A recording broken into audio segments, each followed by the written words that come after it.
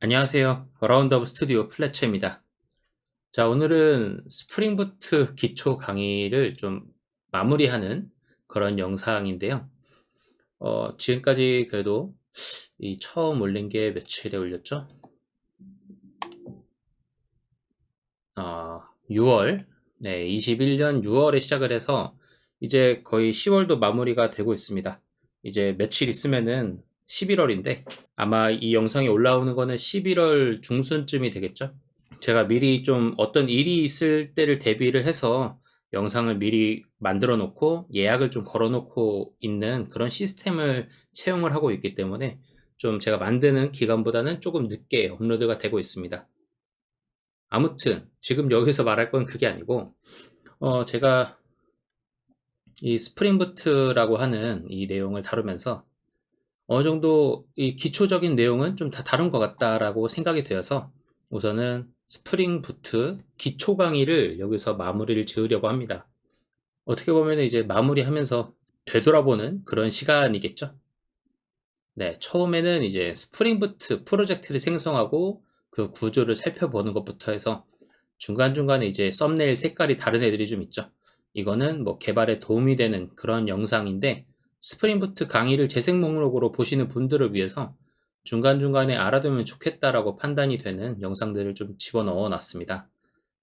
그래서 뭐 메이븐과 그레이들에 대한 이제 그런 내용도 다루고, 네, 뭐 디자인 패턴, 뭐 깊게는 안 갔지만은 이런 디자인 패턴이 있다.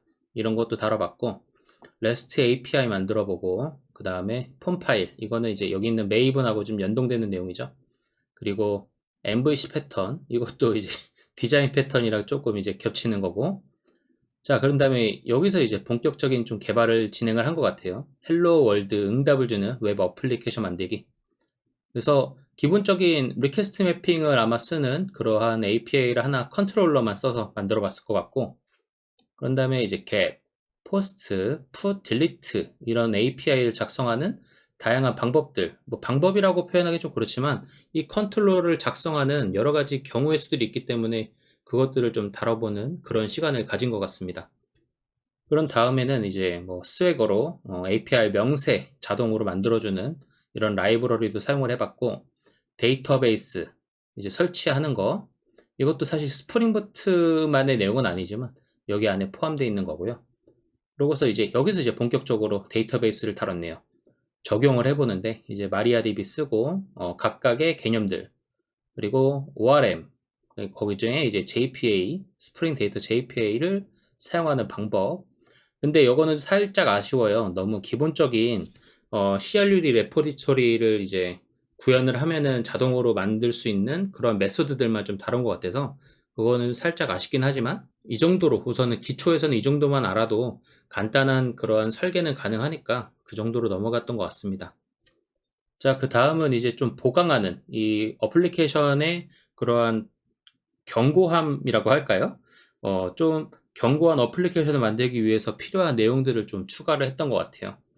로깅, 그러니까 로그를 남겨서 내가 어떠한 유지보수를 할 때 좀 도움이 될 수 있는 그런 내용이라든가 아니면은 어떠한 비즈니스 로직에 문제가 있었을 때 그것을 좀 더 편하게 추적하기 위한 그러한 로그들을 남기는 그런 로그백을 사용하는 그러한 방법에 대해서 좀 알아본 것 같고, 그런 다음에 유효성 검증, 이것도 이제 사실 엄청 그냥 전제로 제대로 된 데이터가 들어온다고 하면은 이런 유효성 검증은 사실 필요가 없겠죠. 하지만 어떤 경우의 수가 있을지 모르니까 이러한 밸리드라고 하는 어노테이션을 사용을 해서 이런 유효성을 검증해보는 이러한 코드도 한번 만들어 봤고, 그 다음에 이게 이제 어떻게 보면 전체적인 내용이죠. 예외 처리하는 방법. 그리고 예외 처리를 하지만 기존에 이제 자바에서 제공해주고 있는 그러한 익셉션 클래스를 사용하는 게 아니라 내가 커스텀해서 만들 수 있는 그러한 커스텀 익셉션도 한번 달아봤습니다. 자, 그리고 요새는 이제 MSA라고 하는 마이크로소프트 아키텍처를 이제 많이 만들잖아요.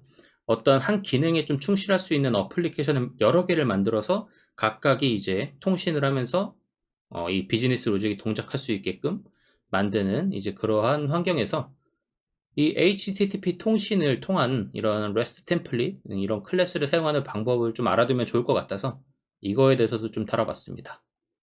자, 그 다음은 이제 TDD, 테스트 주도 설계라고 할까요? 이제 이런 테스트를 하는 방법, 이런 것들을 좀 간단하게만 다뤄봤습니다. 거기에 이어서 테스트를 하고 이제 어떠한 코드들이 테스트가 되었는지 이런 커버리지를 확인하는 방법까지도 한번 봤고, 그다음에 이거는 이제 갑자기 뜬금없네요. 인텔리제이에서 자바 코드 포맷을 이제 적용하는 방법도 좀 달아본 것 같은데, 우선은 지금 이쪽에 이런 내용들이 좀 포함되어 있어서 아직 공개되진 않았습니다. 현 시점에서는.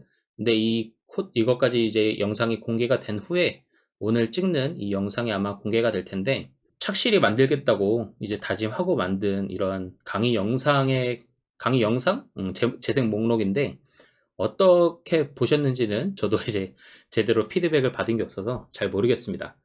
어쨌든 하나하나 좀 순차적으로 따라오면은 다 따라올 수 있게끔 코드도 계속 한 프로젝트를 만들어서 기세 공유를 하는 방식으로 여러분들이 이 영상을 보실 때 도움이 될 수 있는 그러한 하나씩 이제 제가 또 깃을 찍어 놨으니까요. 그걸 따라와서 보시면은 그래도 이 단계별, 사실 단계별이죠, 이게. 순차적으로만 따라오면은 하나의 기능을 동작하는 그런 어플리케이션을 만들어 볼 수 있는 그러한 강의 영상을 하나 만들어 봤습니다. 그렇다고 해서 이제 이 스프링 부트 강의가 마감이 되는 건 아니고요. 여기까지가 이제 기초적인 내용이지 않나 라고 생각을 해서 우선은 여기서 회고의 시간을 갖는 그런 영상을 하나 만드는 게 좋겠다 생각을 해서 이렇게 찍게 되었습니다. 앞으로도 이제 이쪽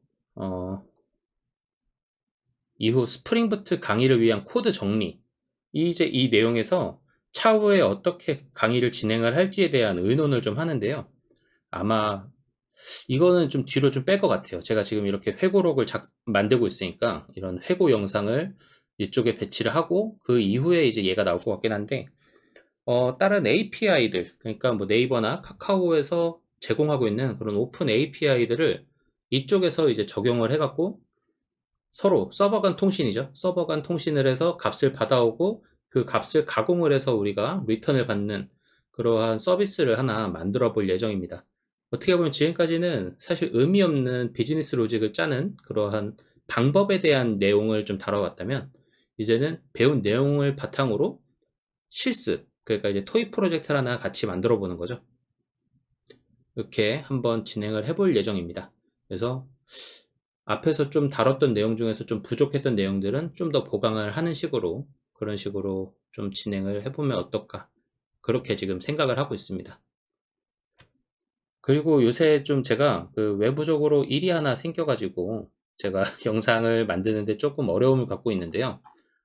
조금 이 업데이트 주기가 늦어지더라도 좀 양해를 부탁드리고, 궁금한 내용은 언제든지 댓글로 남겨주시면 제가 꼭 답을 드리도록 약속을 하도록 하겠습니다.